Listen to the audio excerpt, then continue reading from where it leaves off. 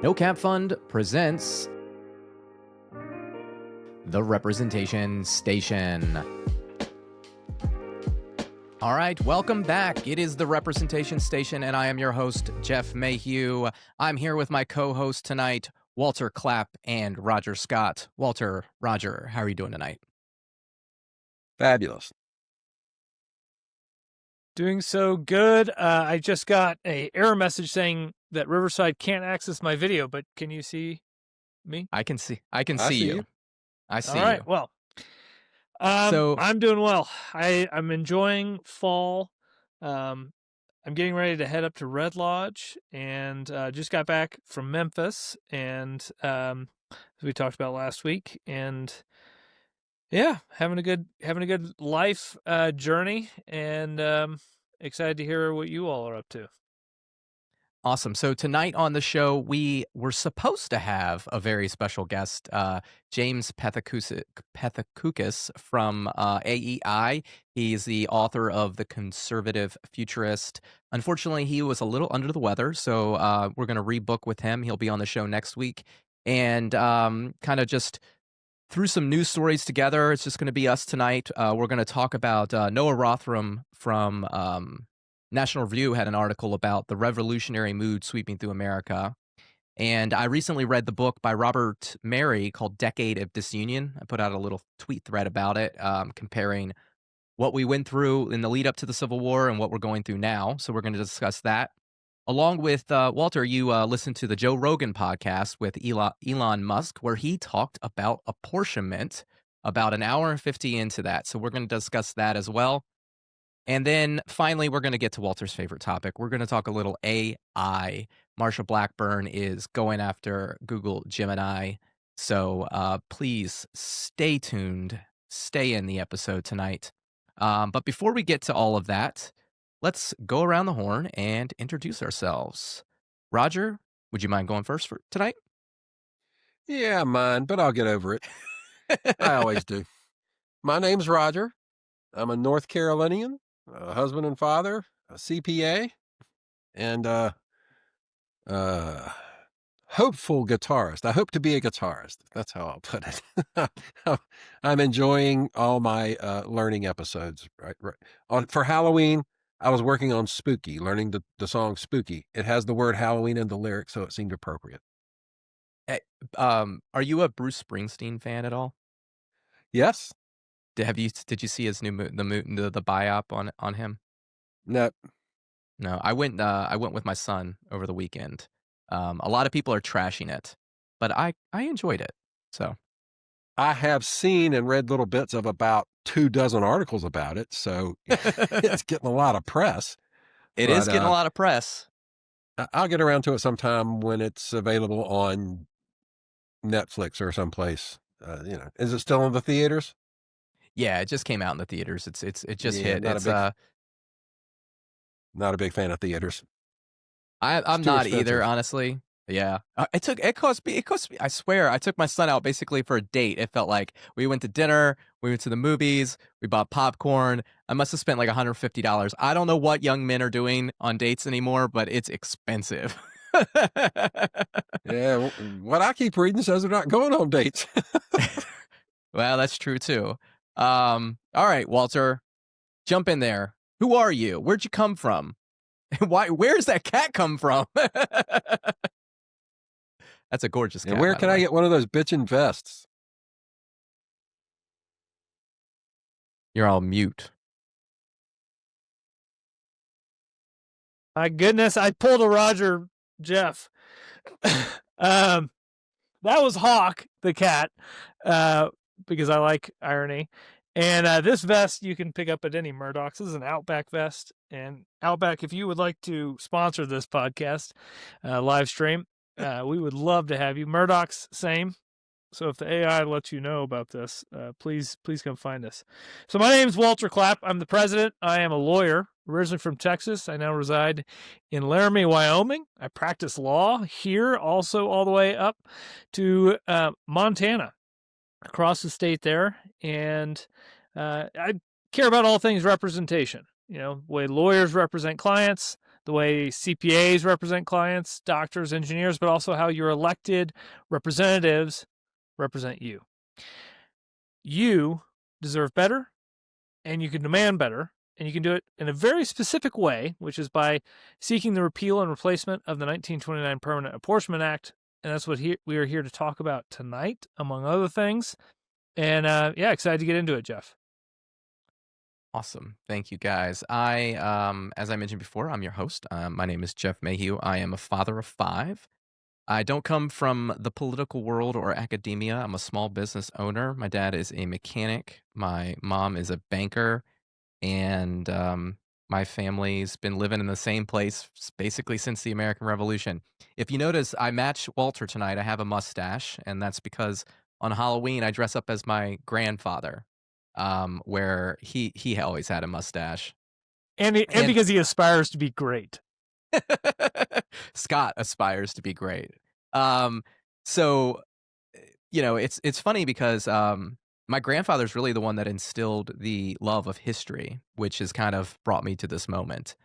We used to sit in his basement and watch black and white videos of the Korean War with Cronkite, and we'd sit in his kitchen and he'd tell me all about Give 'em Hell Harry and Damn LBJ and all the stories growing up. So yeah, that's kind of what's brought me here. And I don't have a vest like you guys have a vest, but my dad wears a vest. I don't know if can I be part of the vest club then?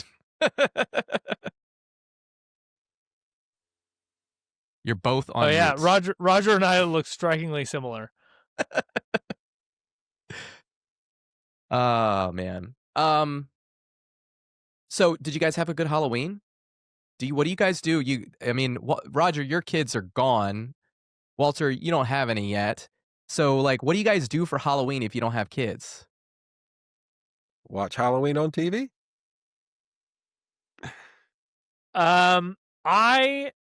My birthday is on November 1st, so it's the day after Halloween. So Halloween's always been a little touch and go for me. Probably a little jealousy, right? A lot of attention on the Halloween. So I'm preparing for All Saints Day on Halloween. Talking to people. We bought some candy, but we kind of live out in the boonies, so we don't have a lot of trick or treaters. In the past, I've been known to don a costume or two, but I've never dressed up as a law enforcement official. Jeff, pretty ballsy decision, I would say. I was a park ranger. I mean, that's what he was. That's LEO, law enforcement. Basically. I've got his park. I've got his park ranger hat. And everything else is just stuff that I buy that was like his. He wore a jean jacket all the time. It's funny when when I was a kid, he would dress up as Union soldiers. He sewed a stripe onto his jeans. And this was right about the time where like there was this fad when I was in middle school or high school where like people actually like there was a brand of jeans that just there was a stripe down the middle, the seam of the jeans. And I originally thought that he was just trying to fit in with the younger crowd. I had like no idea what he was doing. And he was like, no, this is like a Union soldier, and he's telling me all about it. One of my favorite stories to tell about my grandfather, just to share, like, because it's somewhat relevant today with like some of the radicalism we got going on now. But my parents would have to get to work really early, and he would put me on the bus. I live right down the street from him, and he would pack my lunch for me. And he would tell me all sorts of history, and he'd write a history lesson on my brown paper bag. And we got to World War II, and he put a symbol on my bag that, means something very bad. And he taught me that it means something very bad, and he taught me all about that stuff, but he put it on there just as like the lesson, showing me what it was. And I took it on the bus, and I got immediately sent to the principal's office when I got to school that day, which, is probably the right thing to do with an 11-year-old, but they were impressed that I understood it, and that it wasn't on there in support of. There were other things on the bag as well, Right, but my grandfather learned a lesson that day, just like I learned a lesson that day. And sadly, that lesson has been lost. So many people aren't ashamed to be with Nazis. Yeah, Anyway, this is my Halloween. This is my costume year after year. This is I it. love it. I love I that. think I you am should wear that on every show. I don't It's know like about it's that. reminiscent of Abraham Lincoln, but So the trick is we don't get many trick or treaters here, but we do get a few. So the trick is to have a speaker right in the window, and when they ring the doorbell, I start Toccata and Fugue in D minor by J.S. Bach. You're all familiar with it, the heavy organ piece, as Mhm. loud as possible, and that opens their eyes, and then they calm down long enough for me to whip the door open real fast, which scares them again, and then I'm standing there in this hat. So it's a roller coaster for them. Nice. I'm a big Dr. Seuss fan. I do something called the Very Flannel Dino once a month at a local coffee shop. It's a story time for kids, and Nice. one of my favorite books to read is The Cat in the Hat and Green Eggs and Ham are two of like the regulars that I get through. It's funny because now I've been doing it for almost 2 years now, and the kids they request those are their favorite ones to read still today. It's still the kids' favorites. So, I can all still right, recite the first couple of pages of Cat in the Hat, and it's been 30 years since I looked at that book. yeah, yeah. My that's pretty daughter, cool. she's like memorized Green Eggs and Ham because I read it so much to her. Even before she could read, she knew the words to Green Eggs and Ham. Oh, yeah. I would try to figure out if Madison was asleep or not when I was reading her stories. I'd slip in some Cat in the Hat in the middle of Cinderella or whatever other book I was reading, and she would catch it every time. Clever, I like it. All right, guys, let's jump into the show tonight. Okay, so I mentioned Noah Rothman has a new article. He writes for National Review, and it talks about the revolutionary spirit cascading through America. So I was just curious, obviously this is something that we talk about a lot on the show is the polarization that we're going through. What are your thoughts about that? And how do you think uncapping the house will help? And before I get your answer, let me just read a little bit of this. So just the opening paragraph here. On the outset of 2024, Americans were grim. Heading into the presidential election year, a CBS News survey in January found that only a bare majority, 51%, expected the transfer of power from one party to the other to be a peaceful affair. 49% thought the year would end in violence. He also references several other statistics, basically showing that younger Americans and many people in the country just don't have a lot of hope. They think things are going in a negative direction. There's this revolutionary mindset among the youth, and I don't know, could be bad. What do you guys think?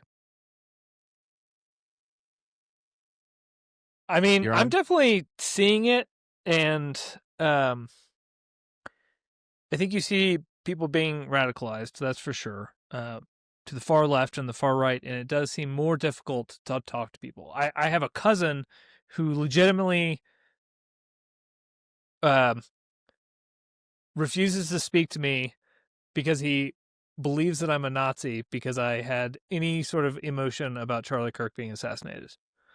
Right? Like it's a that's a pretty insane statement, and yet it's true. And on the other side, I know people who um, have lost friendships over Donald Trump. Um, there just is no question that division is running at all-time highs, and the ability for people to speak about these problems is deteriorating. And I think part of this, we talked about Mary Harrington a couple or last week, and one of the things she talks about is the erosion of basically reading books, and that's why I think, Jeff, you're big on reading books. My view is that uncapping the house, it is going to reopen education channels, education pathways for people, for the populace, to turn back to long form content for things that genuinely are fact finding in nature. And it's going to be, I think, a tough and tumultuous time to get there. But I do see uncapping the house as it's the necessary precursor to get through this in the least violent way possible. I mean, let's just be honest here, right? Like there is already violence, right? We can't deny that.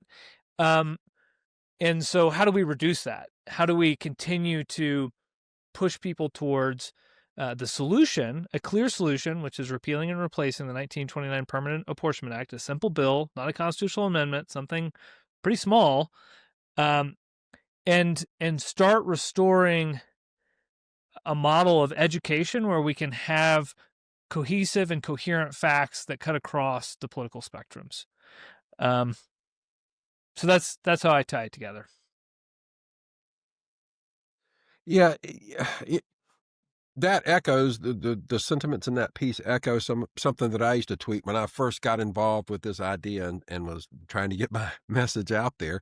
One of the things I tweeted about was how any system you can think of in the universe will fail under excessive pressure, and that's where we are. Our federal government is under excessive pressure for a variety of reasons, including the Permanent Reapportionment Act of 1929. And so if we don't want the system to fail, we need to address the pressure, and uncap the House is the pressure release valve. It's just a question of how much pressure we release. Enough to hit the Wyoming rule, Wyoming times 2 rule, cube root rule. There's a lot of pressure. I don't think we can release it all. Probably wouldn't be a good thing to release it all. There should always be some pressure pushing up to keep things moving along, keep people honest. But, it's like most things in life. There's a trade-off, right? You got to find the right balance, and we are way the hell out of balance right now. And I would argue that at least part of the reason we're out of balance is because the Constitution is out of balance. Jeff and I have talked about this before. When people use the phrase checks and balances, average Americans, they're usually only thinking about the checks, right? The 3 branches check each other. But then I say, what are the balances? And they have no clue. The federal government's interest, the state government's interest, and the people. The federal government's interest has not been negatively impacted by the Reapportionment Act of 1929. The state's interests have not been negatively affected by the Reapportionment Act of 1929. Only the people. And that's why the Constitution is so far out of balance, because the people's house hasn't grown. So I agree with, what's his name, Noah? I agree with Noah. We need to relieve the pressure, and one of the most effective and quickest ways to do that is simple legislation: repeal the 1929 Act and come up with something better. Well, so I don't think Noah actually thinks that we're going to relieve the pressure. He actually says it's going to get worse before it gets better. But, I think what he's trying to do is kind of point to a problem that, point to this issue that we do need to release the pressure. I don't think, I tweeted out my thing that we need to release the pressure, kind of adding on to what Noah was saying. But he does say in this article, more than half of Americans 18 to 24, 55% agree that the American dream no longer exists. And you talked about, this failure, the system's just kind of failing. Revolutions tend to happen when governments aren't working. If you can, again, think back to the American Revolution, it was about representation. We weren't able to establish our own laws. We weren't able to govern ourselves effectively. These taxes were forced on us. We didn't like it, right? We tried to solve the problem civilly, but it didn't work. Think about this. Think about World War II, right? The reparations and the way that World War I, the end of World War I was handled, was direct correlation to leading to World War II, right? The German people, and I think this is similar to kind of what we're talking about here, is the fact that the German people that rallied around Hitler weren't part of World War I. It was a newer generation. They didn't understand it. They were burdened with their father's failures, essentially. And they didn't quite understand it. And that burden turned into hatred when a radical man like Hitler came to power. And I think that is something that we are seeing today, right? There is a lot of failure on our government's part because of the gridlock that has been imposed by the lack of movement in the House, right? Because the body is capped, because power has become concentrated. It's become a game for the parties to win, a couple votes here, a couple votes there. We can't actually get anything through. We're not solving basic problems. We have healthcare issues. We've got cost of living issues. We've got immigration issues. And a generation of Americans have grown up with these problems, listening to our leaders and just going, you guys suck. You guys suck. And, when I first got into this, almost 5 years ago now, people would tell me, you're crazy. It'll never happen. That's too radical. And now I think that my proposal is one of the most moderate proposals out there of uncapping the house. In the article, Noah also says, where is it here? Most distressingly, a majority of poll respondents, 52%, said that to, quote, make life better in America, we need, quote, radical change. Once again, the age divide is stark. Nearly 2/3 of adults aged 24 and younger endorsed radical but specific revisions to the social compact. Majority said that the same among voters in every age bracket, save those over the age of 65. So, I think, for us, and say, who do we need to connect with? We need to connect with those souls. Those younger souls that are looking for radical change. We need to reach those people. We need to educate those people. And we need to say, look, don't follow the Groypers and that Fuentes guy and all of his anti-Semitism, right? Follow us, right? We have a pathway to solve the problem that has created all of the things that you don't like. If you actually care about these things, because ultimately all that stuff is going to do is lead us to fighting each other. And we don't want to fight each other. Nobody wants to fight each other, right? Only a handful of people want to do that. And those are the people that are going to profit off the fighting. And guess what? That's not a majority of Americans. So Americans need to come together and rally around something like uncapping the house, something that relieves the pressure. And once we relieve that pressure, we can start to work on those issues, the immigration, the healthcare, the cost of living, all those problems that need to be taken care of. Once we get new people in there and we create some space for them to work. We talked about it on the podcast a few weeks ago with it was Ezra Klein and Ben Shapiro. They were talking about gridlock and how the traffic's backed up and everybody's taking all these side roads, but now all the side roads are backed up. Well, expand the road, right? We expand the road, we can get moving again. Yeah, absolutely. Yeah, I couldn't agree more. What do you think is the exact age range, Jeff, that we should be focusing on? I'd say 16 to 35 is like prime our target market. They're going to be, number one, they're going to be voters for a long period of time. Number two, they're in the prime of their lives. They have a lot of big decisions to make. They're going to be starting families. They're going to be starting businesses. They're going to be starting careers. They have a lot of stuff on their plates. Some of them are already heavily in politics, and others are going to join in their mid-30s as they start families. So I think we need to have a message that reaches all of them, and we need to find a pathway to reach them. And the message, no, the message I agree totally. I think the perennial problem is that those people tend not to have money to contribute. And so we need to find old people who agree with the strategy that want to put in money to go talk to the young people. And the message I like to give is no matter what particular reform you want to see in government, your odds of success improve when we uncap the house. That's the message that I tell people.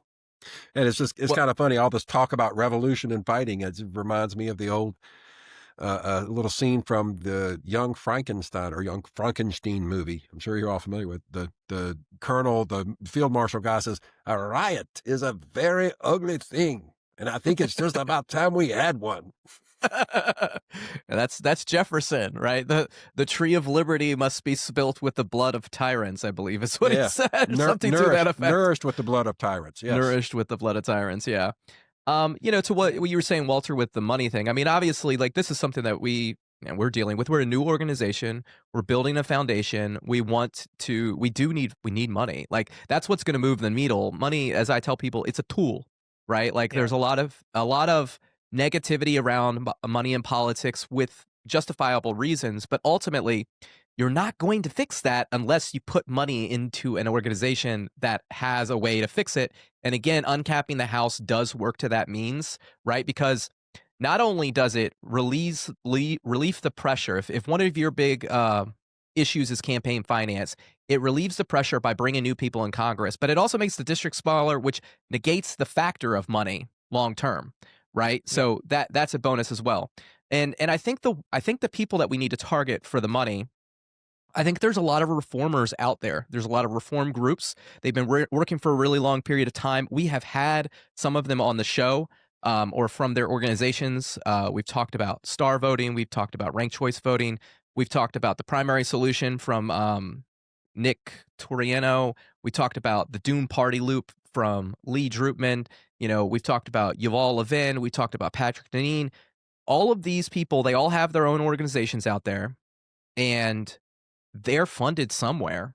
And ultimately, they, I don't want to use the word failed, but they're not getting the momentum they need to make the change, right? Yeah. And the one topic that is coming up repeatedly over and over again is representation and apportionment. And we're going to talk about it a little bit more on the show as we get to our other questions. And it's not going to go away. And so I think, what's the definition of insanity? Doing the same thing over and over again and expecting different results, right? At some point you got to cut bait with your reform, or you need to roll it into a different reform. And I think that this is the reform that it needs to be rolled into, as well as Roger said. If you actually want to be successful in that, uncapping the House first gives you a better shot. So fund an organization like us, fund some new blood, right? A new face, a little bit more energy, right, to capture and bring some messaging to that group, which, by the way, we're, at least Roger and I or not Roger, but Walter and I are a little bit closer to that age group than, some of the older reformers, right? Because they've been doing this since the early 90s, and I won't say any names here, but I had a meeting with somebody that runs a reform group, and it was a really good meeting. It was really great information. And I got the impression that he kind of felt this way too. He just mentioned, I think we just need something new out there. And he's like, I think it's good that you're starting something new. And so, I think it's just making those connections. There are people out there that are older, that want to support reform. We just have to meet them and move the needle that way. And then we can meet those other younger people and encourage them to interact and vote. Absolutely. And I think, again, if any of those people are listening, our model is simple, right? Don't focus on the problems, focus on one singular solution. Repeal and replace the 1929 Permanent Apportionment Act. And actually, today I'm renaming it the 1929 Apportionment Act.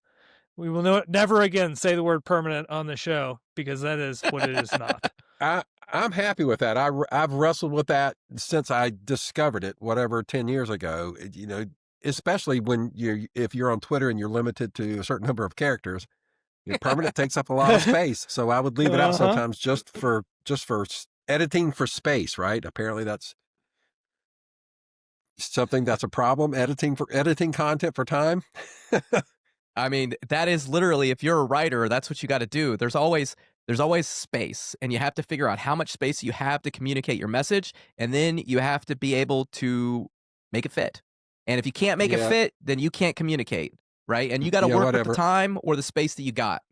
If I had more time, I was making a snarky reference to 60 Minutes. Oh! I didn't get it. I'm sorry. There you go. So I need to work on my snark. I get it. Okay.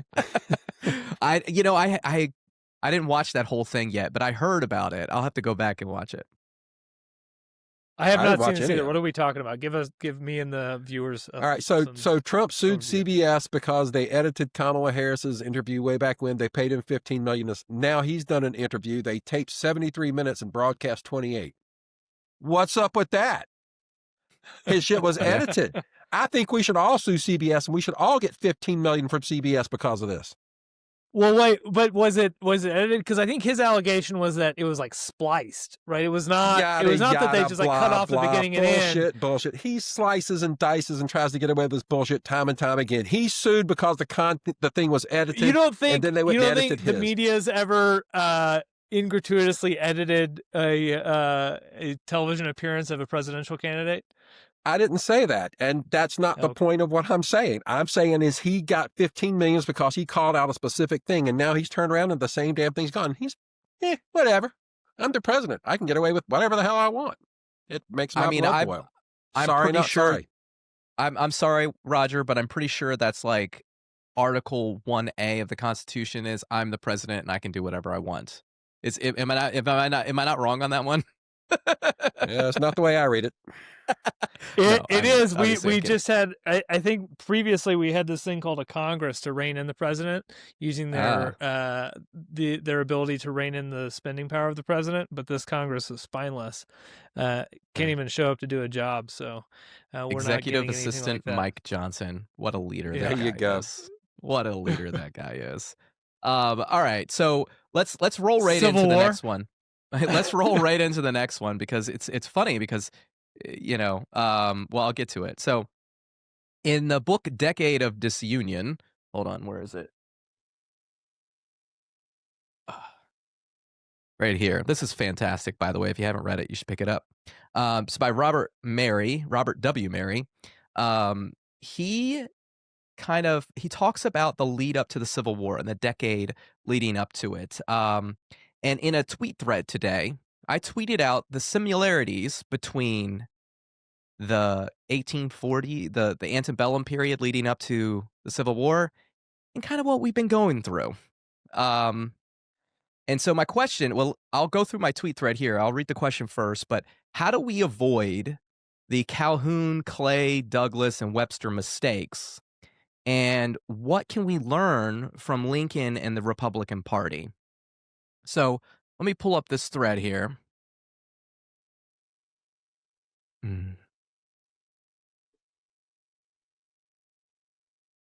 All right, so first,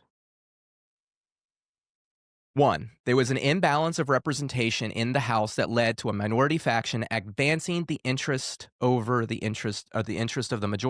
minority over the interest of the majority.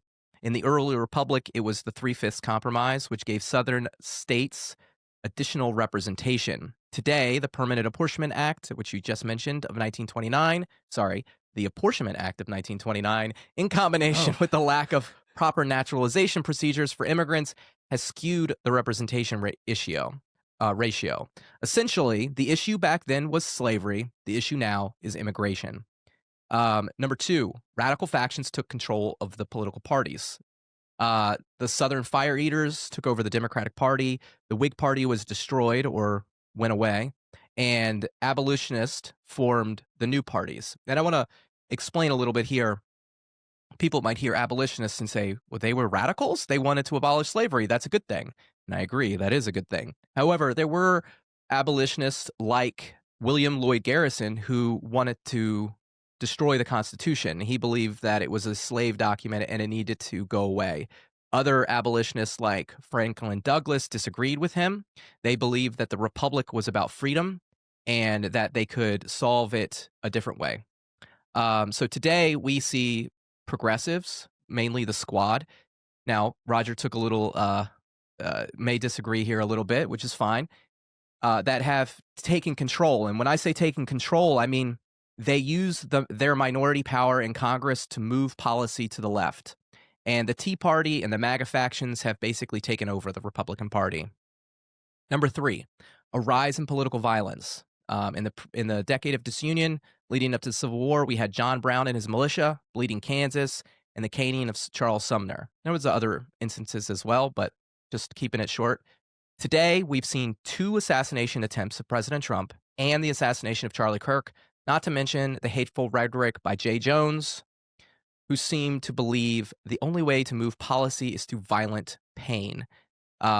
Again, Roger would point out there is other hateful rhetoric out there as well, and I kind of mentioned it earlier with the Groypers and the nonsense that they're spouting out as well. So it's coming from all sides of the political spectrum, not just one side.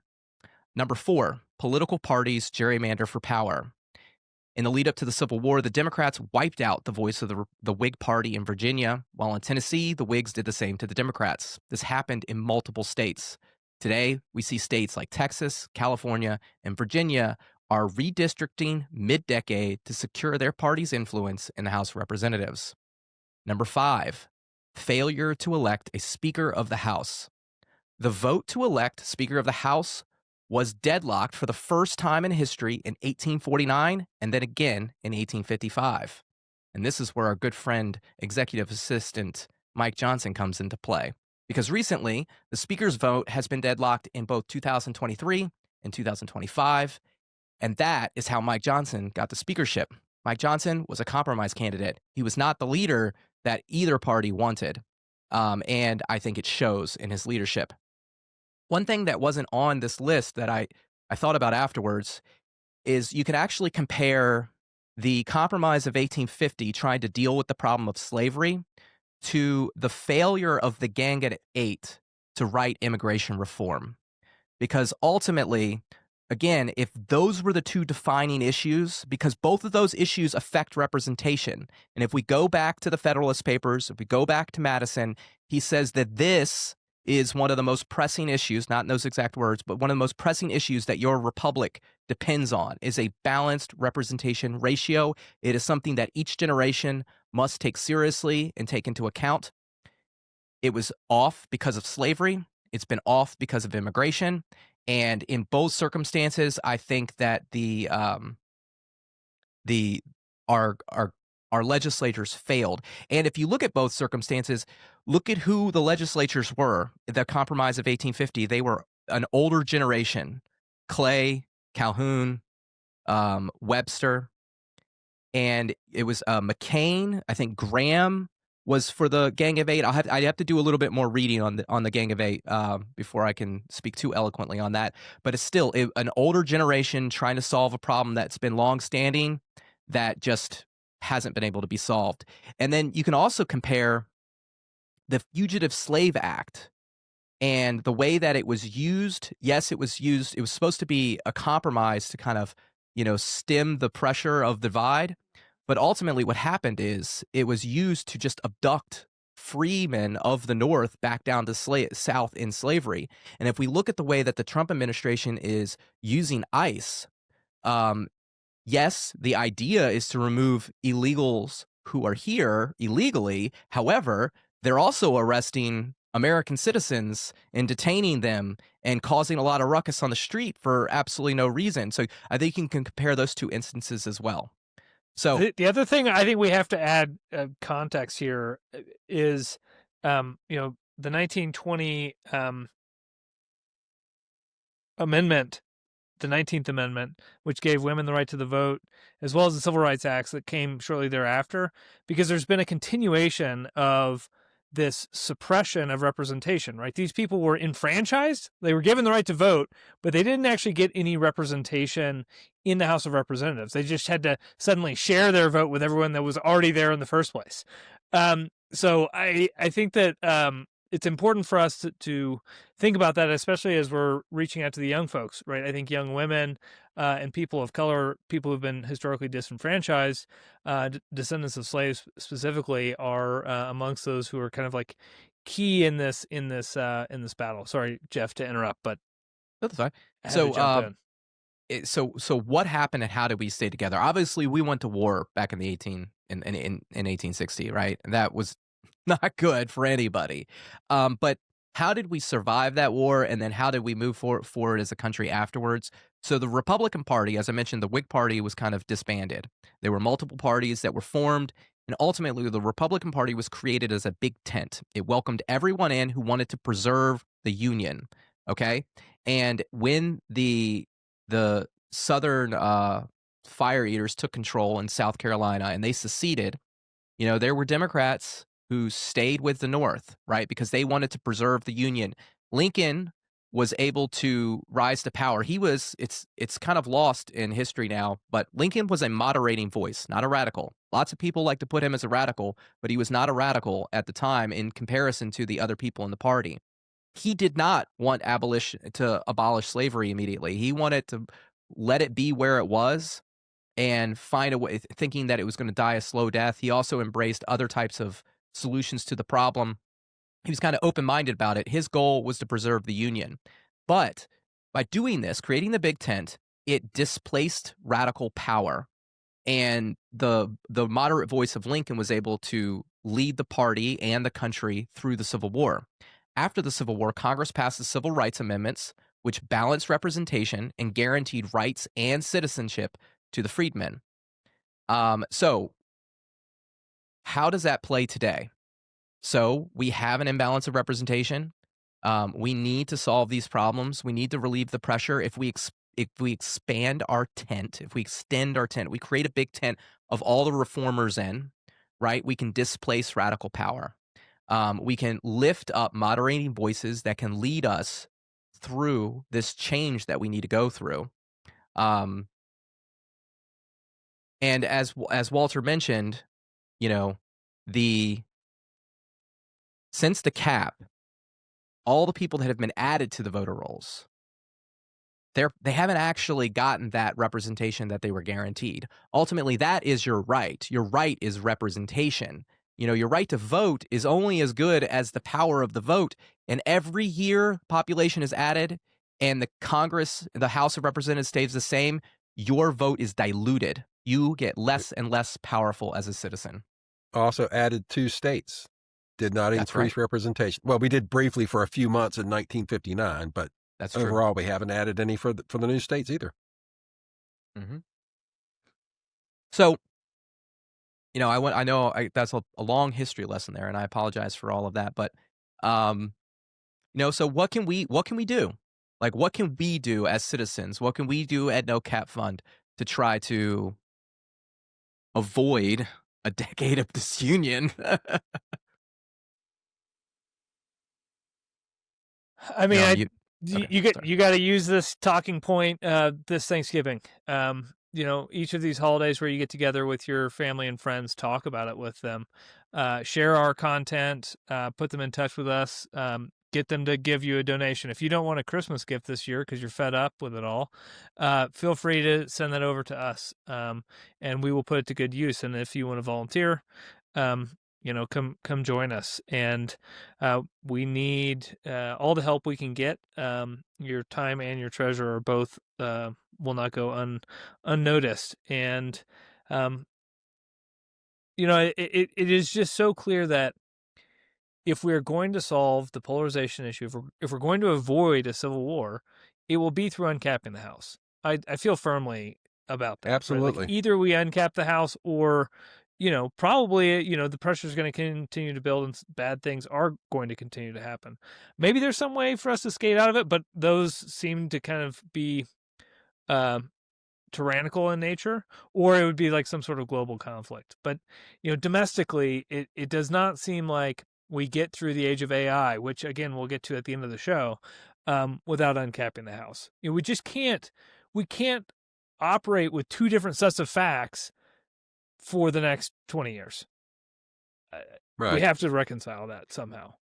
And something that I say again and again is, we can make the changes now. We can start the process and manage the change, or we can ignore it and wait for a collapse or a failure or some sort of catastrophic event, and then the changes will manage us. We won't have any choice in the matter at that point. The events of history will overtake us. But it may get worse before it gets better. Mm-hmm. I mean, I think the unfortunate thing is it may continue to get worse before it gets better. Right? We could see a situation where, we're not in a civil war, but, Trump cancels the midterm elections, right? Or something crazy like that, where, there's a building pressure that finally breaks his stranglehold on the Congress. I'm hopeful that he's going to do the right thing. I remain prayerful and hopeful that it is possible that bad men do good things, and George Washington is above his fireplace, and he could get us out of this mess in a hot minute. And there's nobody else in the world that could do that singularly, other than him and his executive assistant, Mike Johnson. Mike Johnson could. Mike Johnson actually, in my opinion, has more power to get us out of this mess than Donald Trump has. And I'd say Mike Johnson doesn't understand how to use power because he was not supposed to be the guy to get the power. Okay. He only has it because the system is broken, and that's how it's deadlocked. Nobody wants him to use it. None of the people who voted for him want him to use it. Well, yeah. I mean, I think that it got deadlocked, and that power is actually Donald Trump's right now, because Mike Johnson doesn't have. I don't know. I'll just say it. He doesn't have a spine, right? Like, I mean, he's letting Donald Trump. I mean, Donald Trump, he's a puppet, man. Which is funny because a lot of people call Donald Trump a puppet, but he's the one that's going around behind the scenes saying how he's humiliating Mike Johnson, and he's happy about it. And Mike Johnson's still out there, playing defense. And I mean, Massey is convinced that the entire recess of the House is just to protect Donald Trump from the Epstein files getting out. Massey knows more than I do, so I won't dispute it. Is Mike Johnson? Is he from Shreveport? What do we know about? That's Mike his Johnson? district. His district includes Shreveport. Okay. I know some Shreveport people. We're gonna dig a little deeper into Mike Johnson in the next couple weeks. I would say that if Mike Johnson does want to be great and he wants to not be humiliated by Donald J. Trump, hire me. I'll solve your problem for you. Like, put me on your staff and I will absolutely help you fix this problem. I don't think he will be calling me though. Because typically people without a spine don't like to be criticized either. So, I mean, well, but also, I mean, there's the same long-standing critique that most of us have had over this whole process. It's not just Mike Johnson. Any member of Congress has a disincentive to try and uncap the House. It's going to reduce it's going to reduce the chaos and the polarization, so they won't have as much opportunity to fight for their side and raise money. They won't be able to raise as much money, raise their profile, all those other reasons too. I just went to his website. The November 3rd press release is titled, Speaker Johnson on day 34 of the Democrat shutdown, despite 14 consecutive votes to keep government closed, Democrats continue gaslighting the American people. Did you hear that, America? You're being gaslit, but it's not by Mike Johnson. I don't know. He should hire one of my kids to write for him because that was terrible. Oh, Mike, you genuinely do have the opportunity to save America. You could do it. Well, but you say disincentivize, right? Like, there is incentive here. Like, see, the thing with rich and powerful people the thing they want more than anything is to be remembered.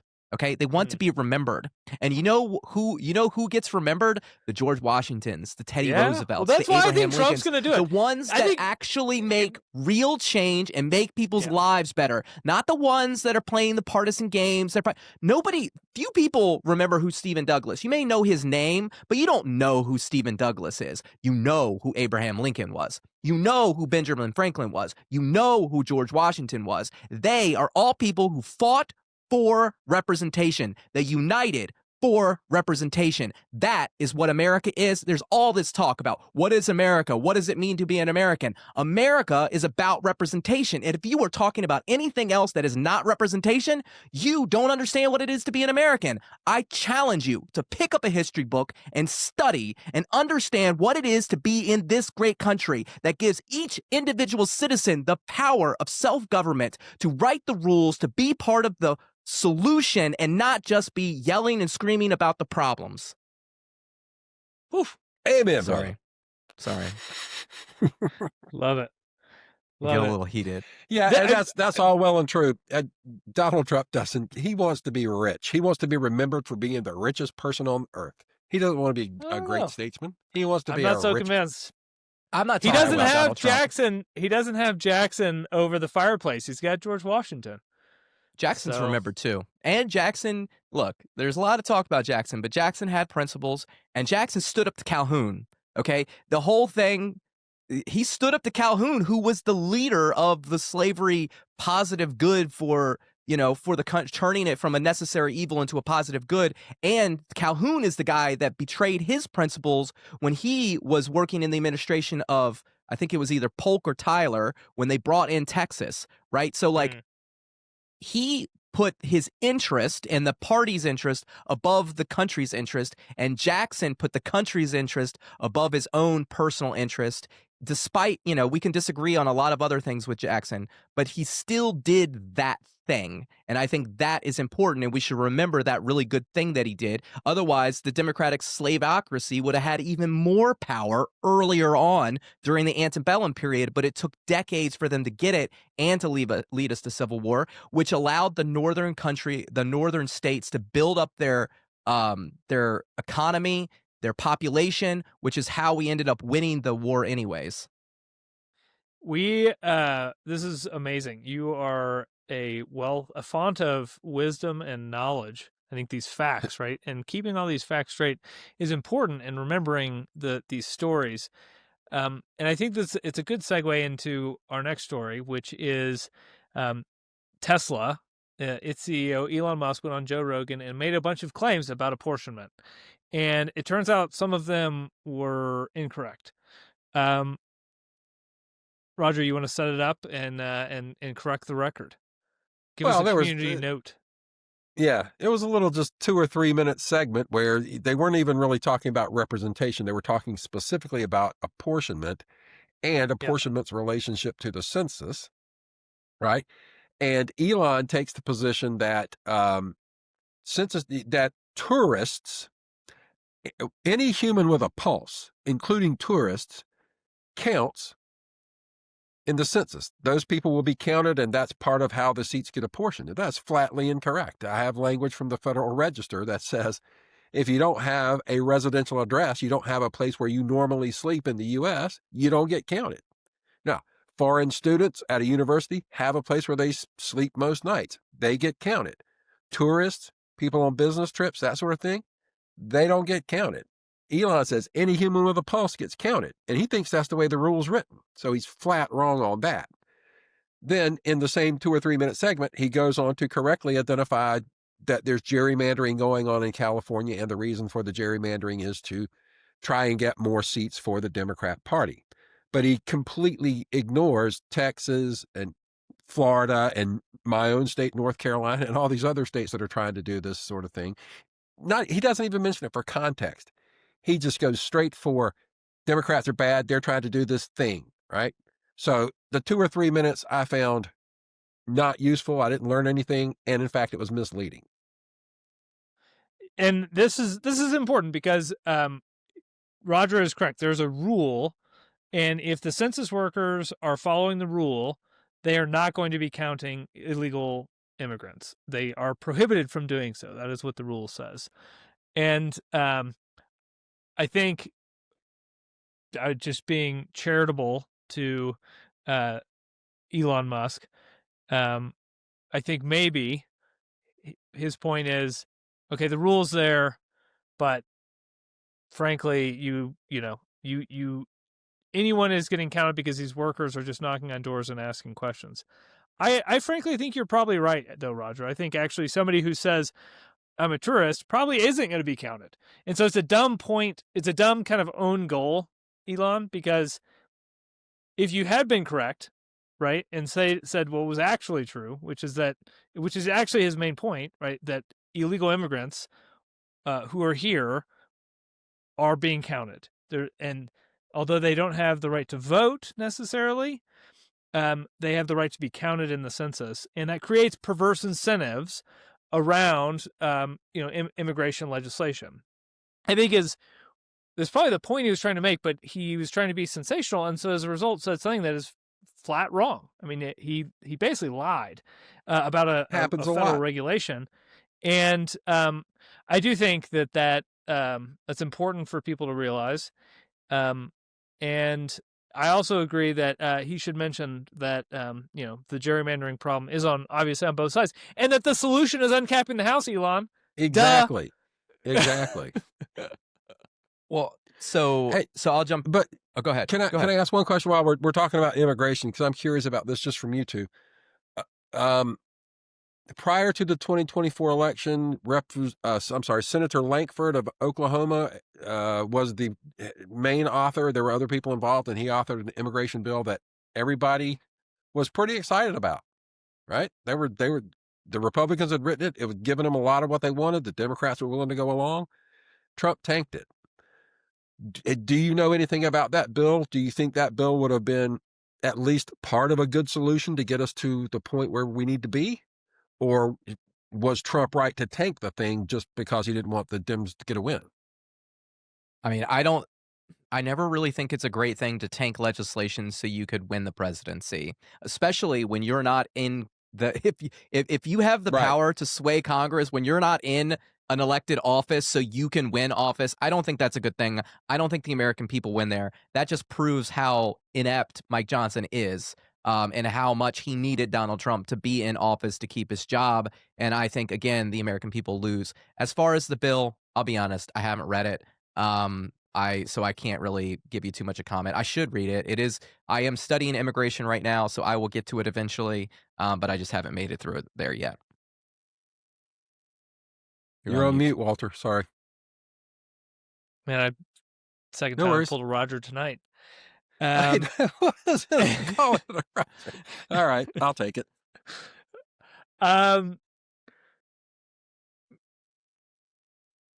Yeah, on that bill, I think he probably did kill it for political points, and I think that is a dumb reason to kill a bill. I think also the bill does not address the census counting question, which we were just discussing, right? It was Agreed. more about, a sensible way to reform kind of the border problems. I think there are already laws on the books. I think a big part of the problem is that each administration comes in, and again, we've talked about this on the show, right? But the executive branch basically has unlimited prosecutorial discretion, and so, right, you can have the laws on the books, but the executive branch can just decline to enforce those rules and kind of be like, by the way, feel free to spread that word, right? And that's, I think, part of the problem. What I think we must do is we have to remove the incentives, so that there's no incentive for any of the political ruling classes to be inviting people to be here illegally, or use their prosecutorial discretion to not prosecute, say, like every farm worker who's here illegally. Like, granted, I remember growing up in the 90s working on a rice farm where there was a place where you would just go pick up illegal immigrants, and like that was just like part of the culture, and like the sheriff knew and everyone knows, and it's just like, how is that what incentives created that, right? And I do think it's correct that sorry? The business model, that's cheap labor. Yes, but why do our politicians keep allowing it to happen? I can answer that. So I'm gonna back up just a little bit. Let's go back to Elon and what he was saying. What he should have been pointing out was Yvette Clarke. She's the congressional representative in New York 9 in Brooklyn, and she was in an interview. She was talking about absorbing migrants into her district for, quote, "I need more people in my district just for redistricting purposes." Right? So what this reminds me of is where you talked about the incentives, right? The incentives are for the representatives to keep their job. You know who this reminds me of? You remember that guy that ran Tammany Hall, Boss Tweed? So Boss Tweed was a master at this. So let me pull up here real quick. So a final Tammy method of manufacturing votes was to manufacture citizens. And here, McCunn, one of his cohorts, played a leading role. Political parties had for years offered to pay the naturalization fees of immigrants on the eve of important elections so that grateful new voters might cast ballots for their benefactors. In 1868, desperate to elect Hoffman for governor, Tweed cranked up Tammy's naturalization mill to unprecedented levels. McCunn alone naturalized 27,897 immigrants in 1868. And so I guess the point that I'm making here is the incentives encourage you to use immigrants the same way that the incentives encourage the South to use slaves, right? Yeah. These are human beings who deserve rights and representation. And if you're Mm. going to be in our country, if you're going to be in America, you deserve a chance to get that stuff. We should not be bringing citizens here. We should not be bringing people here without laws and a process for them to become American citizens.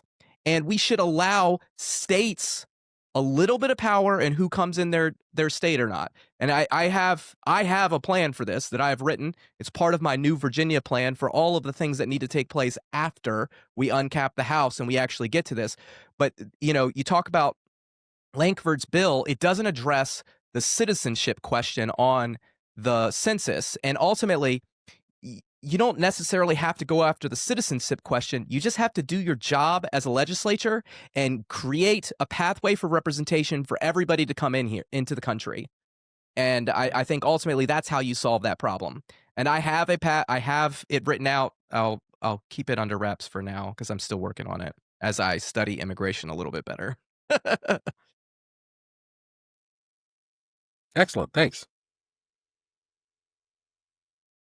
Yeah, I think there needs to be a pathway to citizenship for people that want to come here and be productive members of society, and I think there's no questions about that. And I think the drug cartels are able to flourish in the illegality of the current or past immigration system, and so we do need broader changes. And to the extent that those were lost to gain political points, shame on those folks. Let's do better. Let's get an uncapped House and get some real lasting reform. Yeah.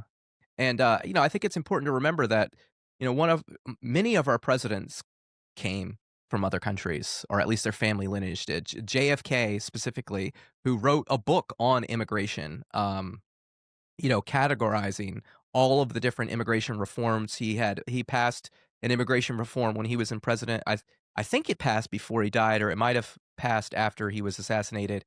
I think his great grandfather came here. So like, it's important to note that immigration has been a big reason why America is as strong and powerful as it is today. And there's a lot of talk about restrictive immigration policies and keeping a lot of people out. And I think that ultimately the reason that happens is because there are no rules.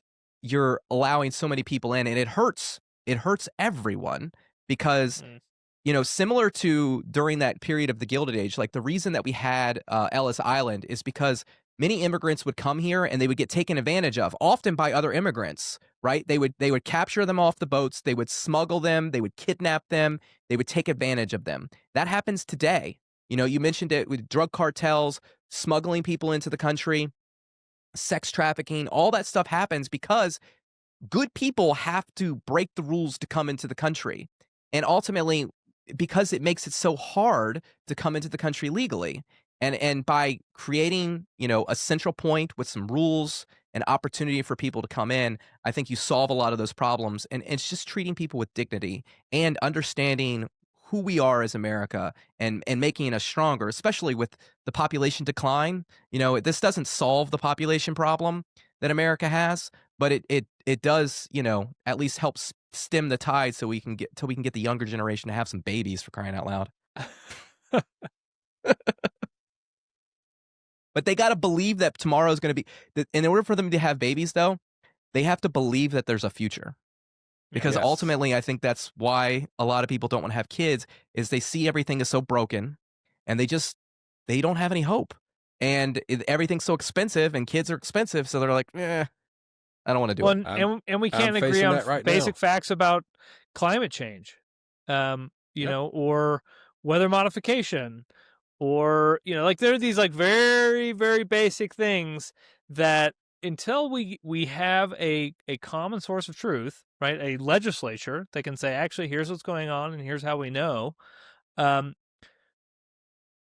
just going to continue to drift further and further apart, unfortunately. Well, and that segues us. Oh, sorry. Go yeah, ahead. please. No, I was trying to bring us home. So All right. So take our it home. last question here. AI continues to be a hot topic. Everybody knows it's Walter's favorite thing to talk about, besides the Apportionment Act of 1929. And Marsha Blackburn had accused Google and its AI of targeting conservatives with false allegations and fake news stories, including allegations of a sexual assault that never happened. She wants to shut it down.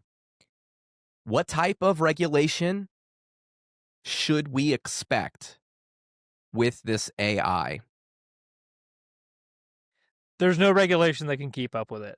They're like to think otherwise is just that's doomer BS is what I would call it. Like AI is going to by its nature change faster than any law that you can write about it, and so you could try to write a law about it that like captures the general nature of it, but we've already done that, and it's called the Constitution of the United States of America. And so really what we need is a legislature that is able to use AIs to our advantage, right? To create a plurality of artificial intelligences that can cross-check one another so that we can come to a consensus of truth in situations like this. You know, we have long held, the Supreme Court has long held, that the solution to bad speech is more better speech, right? And so how do you get there in a world where everyone is empowered with a supercomputer that can generate an almost unlimited amount of speech? Well, that then the source becomes the most important question. Through what human systems or situations, individuals, corporations, do you trust? Can you find trust? And my proposal has long been we need to have a House of Representatives that is larger than it is now. We need to have AI models trained on the Library of Congress plus the secret stuff, and or two models, one Library of Congress, one Library of Congress plus the secret stuff. And the individual members can change the weights and measures of these models. So they get to tweak with how the model thinks, but it's operating on the same set of knowledge. Yep. And those models should be used to cross-check one another so that they're competing on the weights and measures, but they're using the same base sets of facts. And I genuinely think without something like this, we essentially will wind up like China, where they're going to have a top-down truth-seeking mission, but it's going to be top-down, and so when it doesn't align with the party values, they're going to build in a backdoor so they can change it.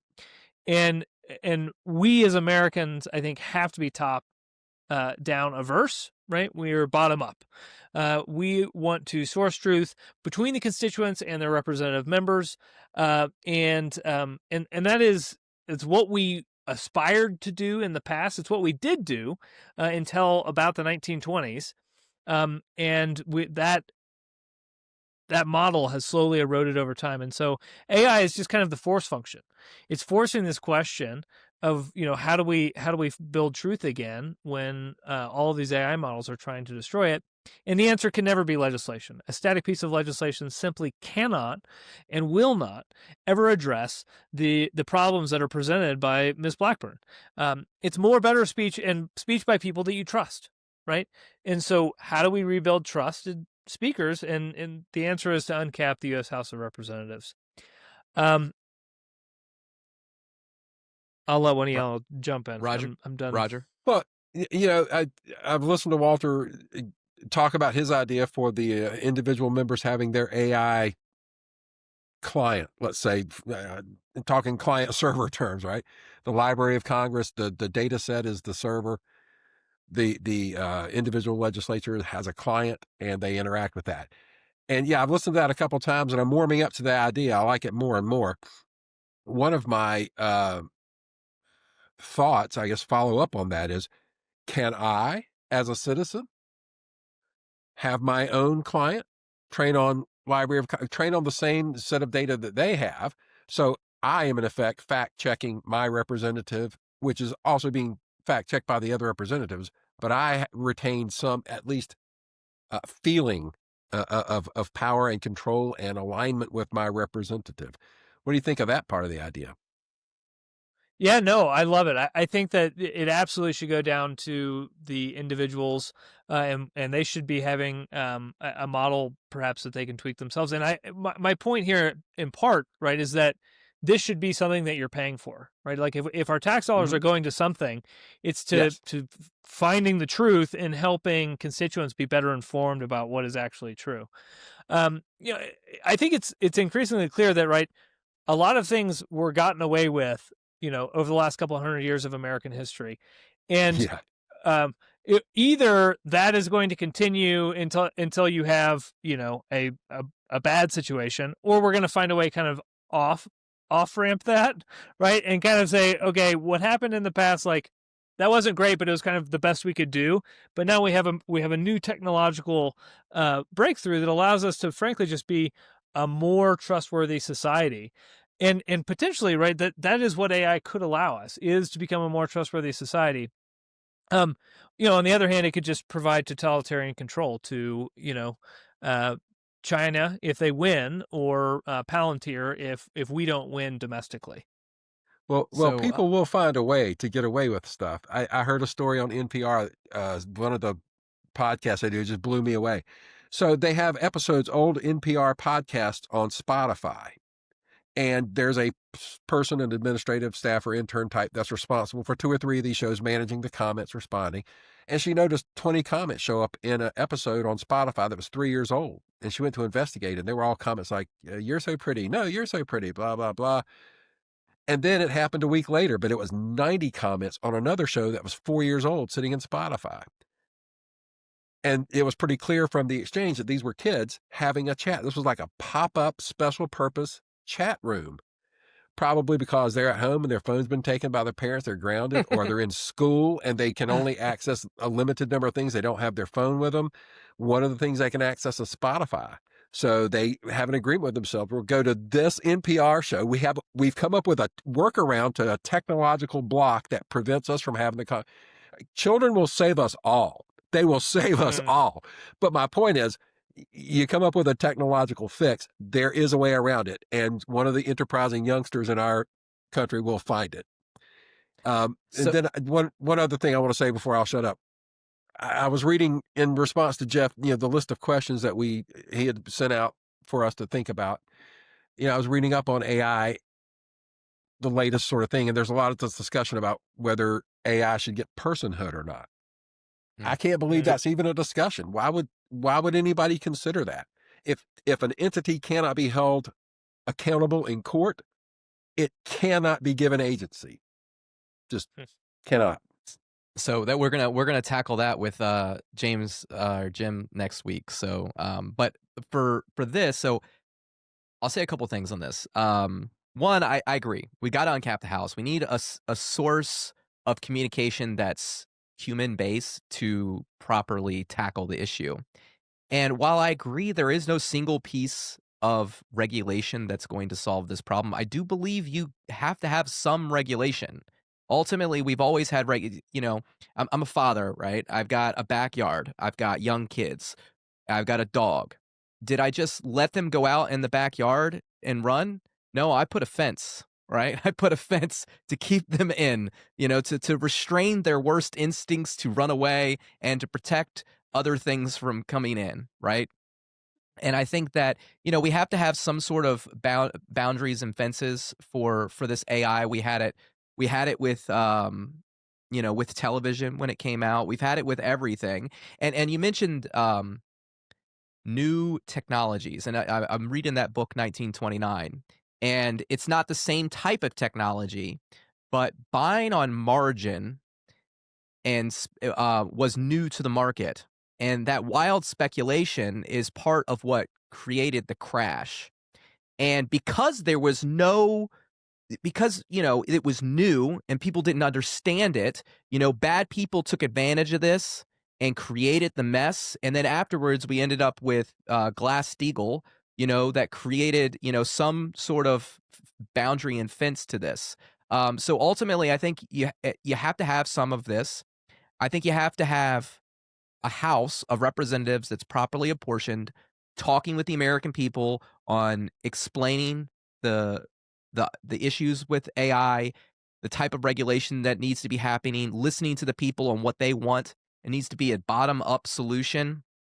And what you don't want is you don't want what we got after the crash, which was going to JP Morgan and asking one of their CEOs to write the regulation. We don't want Plantar writing the regulation, right? We don't want Facebook writing the regulation. And to your point about the younger generation, I think this is something really, really interesting. They are going to grow up with this, and they're going to be able to spot AI quicker and faster than older people.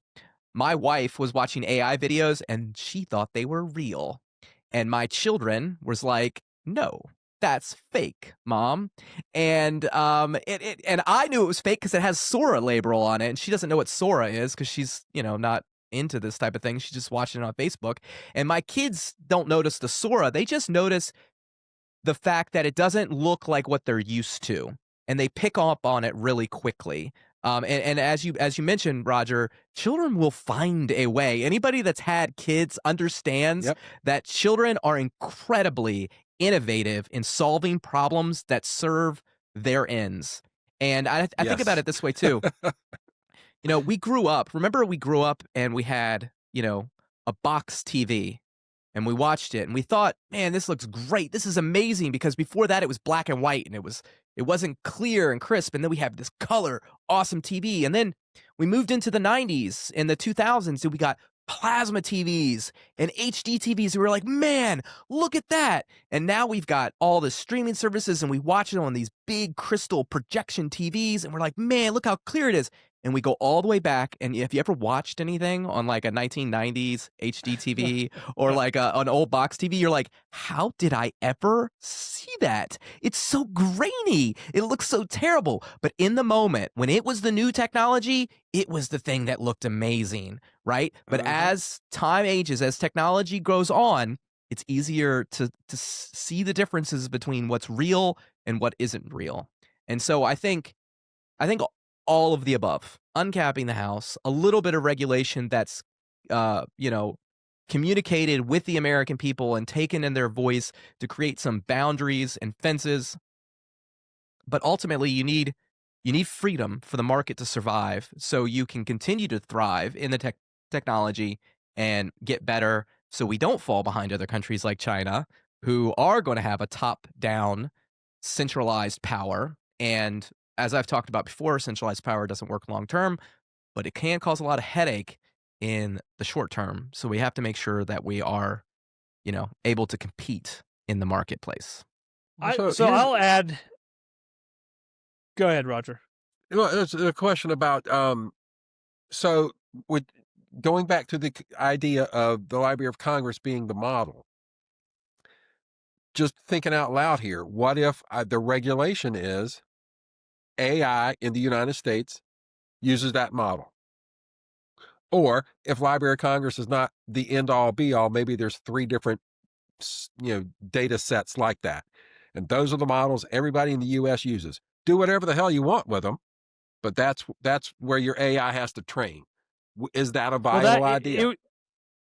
So what I actually imagine this being is that there would be a piece of legislation, an enabling legislation, that is funding an AI-based model system that would be developed by the U.S. Congress, and that would train on data from the Library of Congress, and that it would be made available to the members of the House and its constituents for free.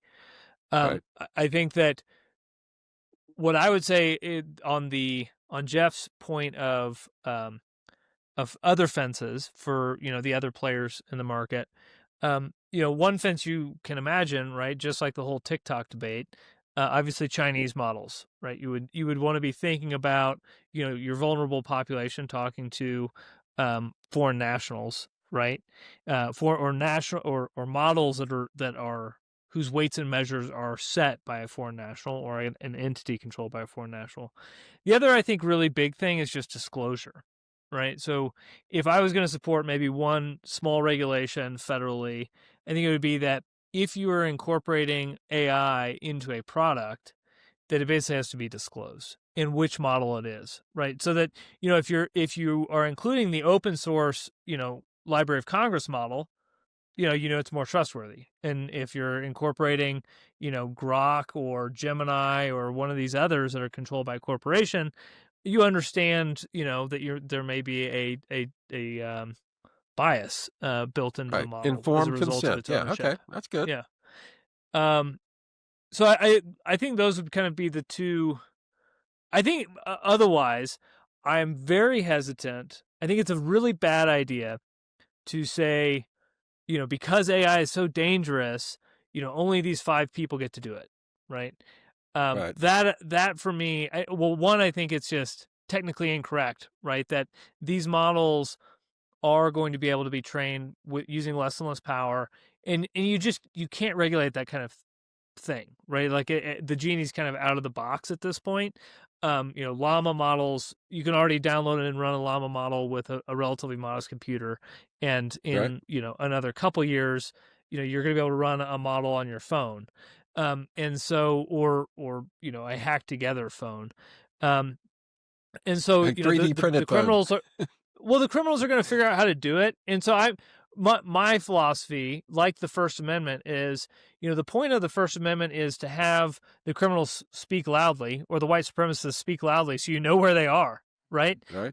And so if you make things illegal, you drive them underground, and then people do really bad things with them. Whereas if you make things a little bit more open source, you just track it all. You track how people are using it, and if somebody gets some really boneheaded ideas and is trying to use it to build bombs, right? That would be discoverable information. So that there are guardrails, but I think the fewer the better, and disclosure is key. But I mean, really, if we want to stop people from building bombs, it's not about hiding the information about how to build a bomb, because then they're just going to go drive a car into a crowd, or whatever stupid thing, right? Use fertilizer. They Yeah. decide is next. Mm-hmm. Yeah, what we need is a society that people want to live in. We need a society where people feel heard and want to keep going, and want to contribute rather than tear it down. And I think one of our biggest problems, like, really, is this sense that people just feel helpless and hopeless, and they don't feel like they have a voice. And in an uncapped house, you do have a voice, both as against AI and as against the giant corporations that have been controlling things for a while. So let's get on with it. I agree, and I think your disclosure, I think the word that comes to mind is transparency. I think with everything, transparency is good. I like the fact that those Sora videos are labeled with Sora on them. I think that if you're going to create AI videos that look like real people doing real things, you should let people know it's not real. And I don't think there's anything wrong with that. I don't see how that hurts the market. The market shouldn't be to dupe people into thinking something's real when it's not real. It should be to use that technology for good, not to use it for deceivious purposes. So I think, basic things like that are the type of, small regulations that would be good, and transparency regulations are good, just so people understand what they're dealing with. So that brings us to the end of our show.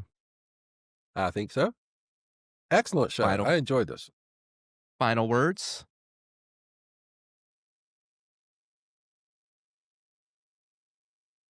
Oh, well, nobody's going to start.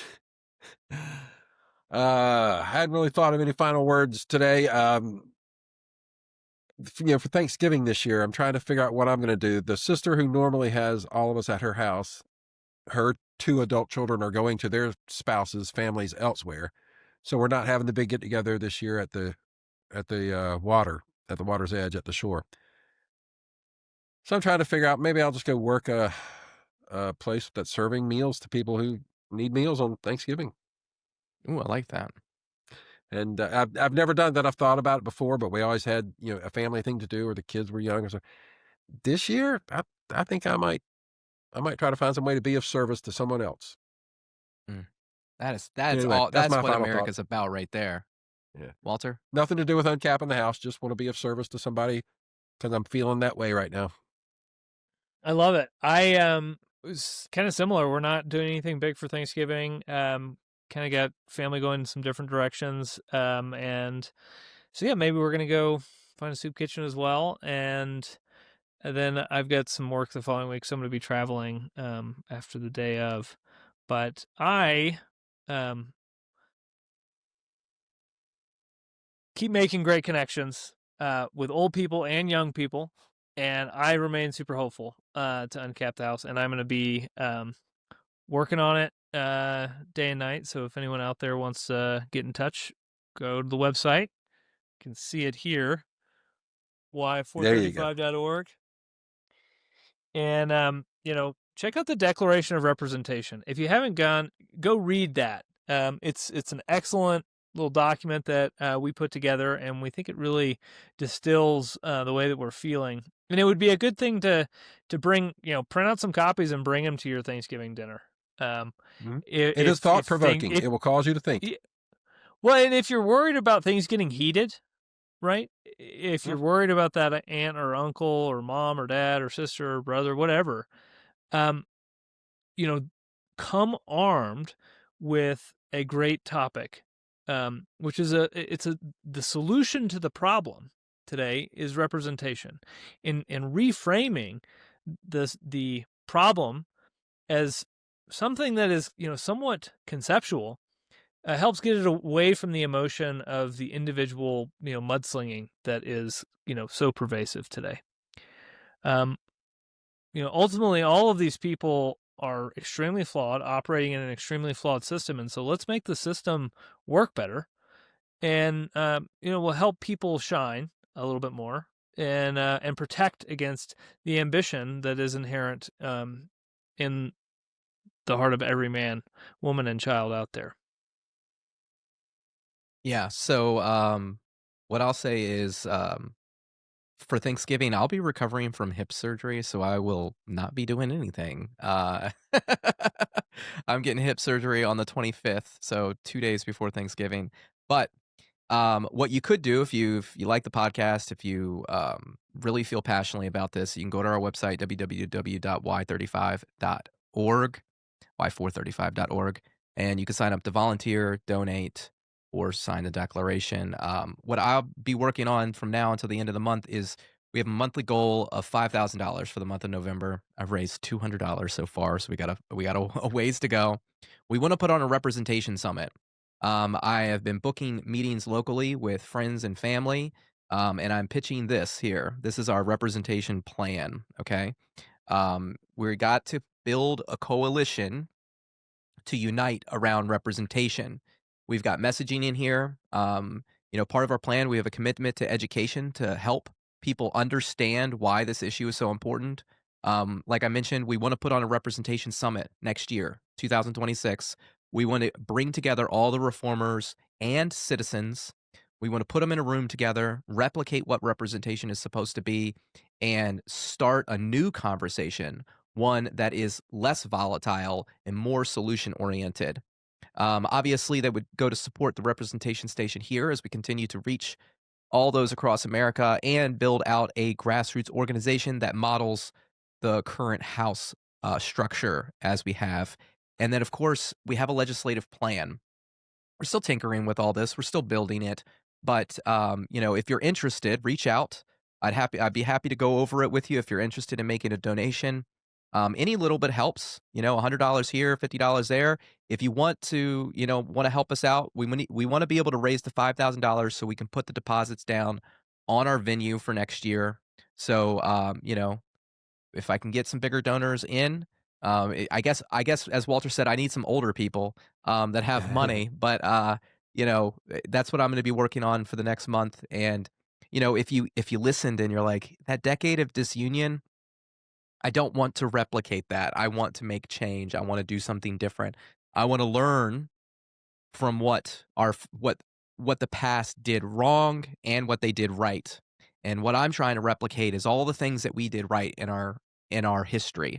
And I've studied it relentlessly and I focused on the people that found solutions to the problems, and I've tried to build a plan that replicates what they did that led us out of the problems and united us together to grow and become a stronger country. So, I thank you very much for all joining us. What do you got there, Wait, Walter? Jeff. Yeah, well, couple things. First is, so next week, next Monday, November 10th, we're going to be having who on the podcast? James Pethokoukis. So he was supposed to be Okay. on tonight. We bumped him to next week. And then on November 17th, we have Laura. I always mispronounce her last name. Hold on, let me look at it real quick. Borkrum. She is from the We Made This Political podcast, which I was on a few weeks ago.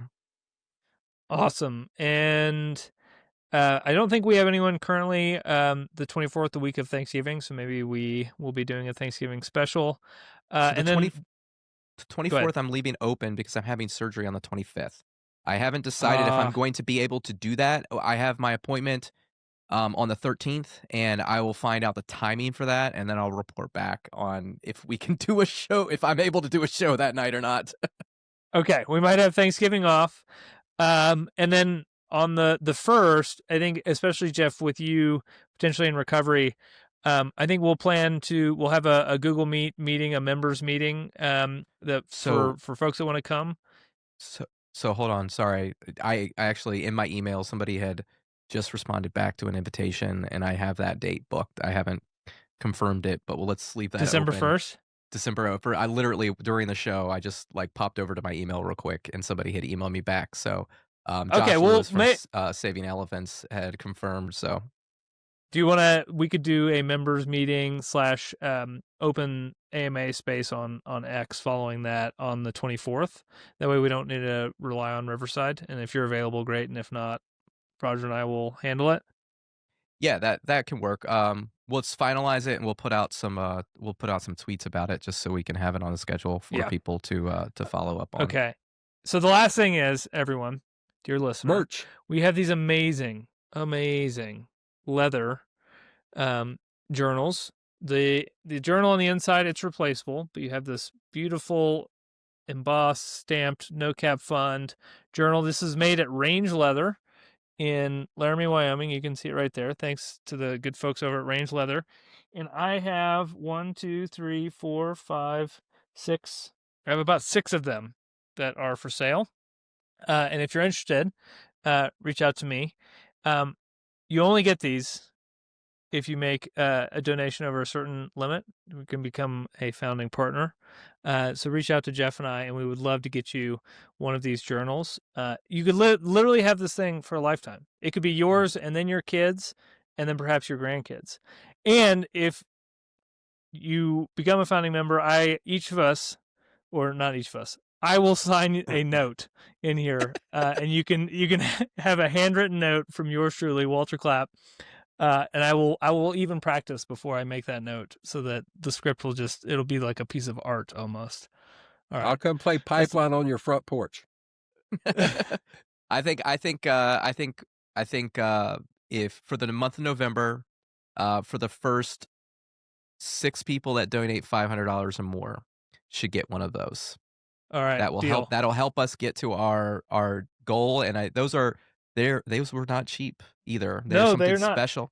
There's something special that we bought for a specific reason, and we want to take care of the people that have helped us build this organization.